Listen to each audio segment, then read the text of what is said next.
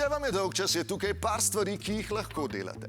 Začnimo z dokumentarcem Stac, v katerem igralec Jonah Hill predstavi svojega terapevta Phila Stacca.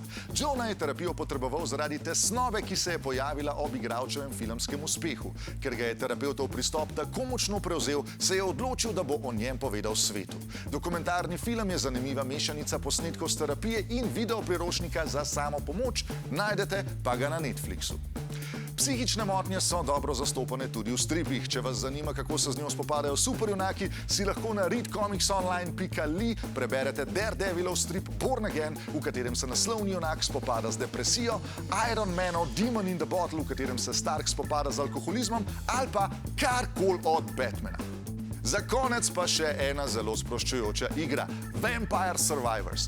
Vi ste izganjalec, napada pa vas horda demonov. Tehnično in igralsko nezahtevna 8-bitna igra, ki vas bo zasvojila in sprostila. Osvežilka gre za nekaj časa na počitnice, tako da se vidimo spet marca.